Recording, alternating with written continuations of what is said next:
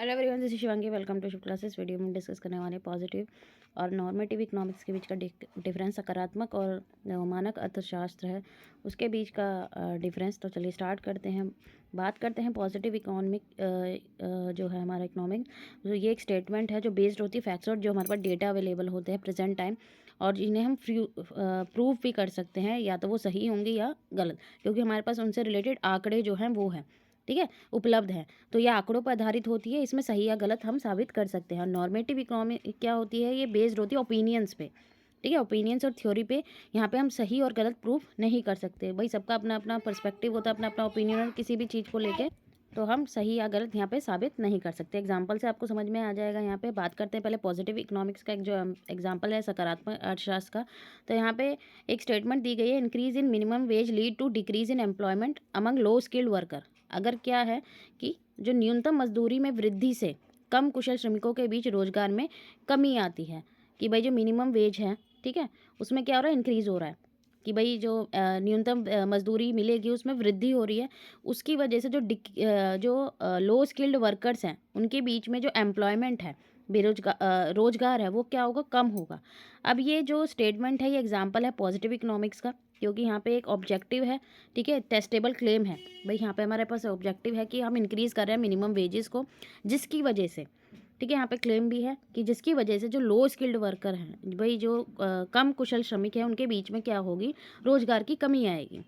तो यहाँ पे जो है रिलेशनशिप हम देख रहे हैं मिनिमम वेज और एम्प्लॉयमेंट में। भाई जो मिनिमम वेज है और एम्प्लॉयमेंट के बीच में यहाँ रिलेशनशिप है, कॉज और इफेक्ट दोनों है हमारे पास यहाँ पे।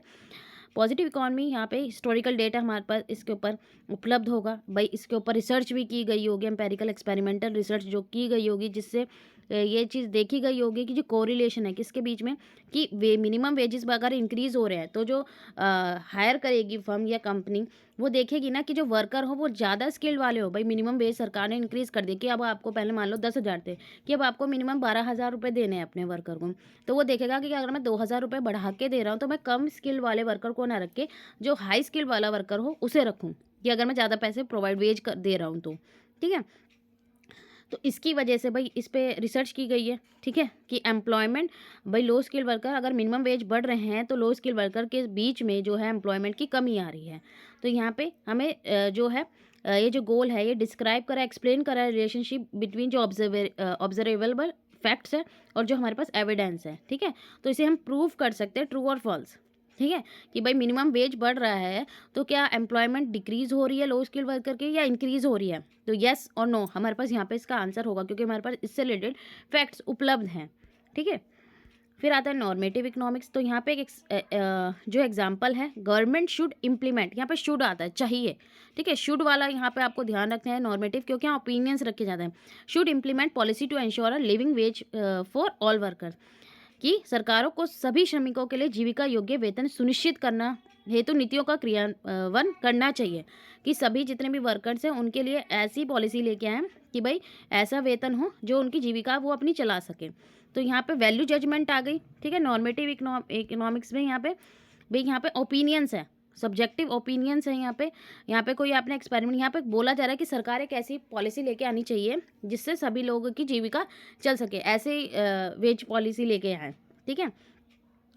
तो यहाँ पे जो स्टेटमेंट है वो पॉलिसी प्रिस्क्रिप्शन है, ठीक है, नॉर्मेटिव जजमेंट है यहाँ पे सभी वर्कर्स के लिए, कि भाई उनको लिविंग वेज रिसीव होना चाहिए।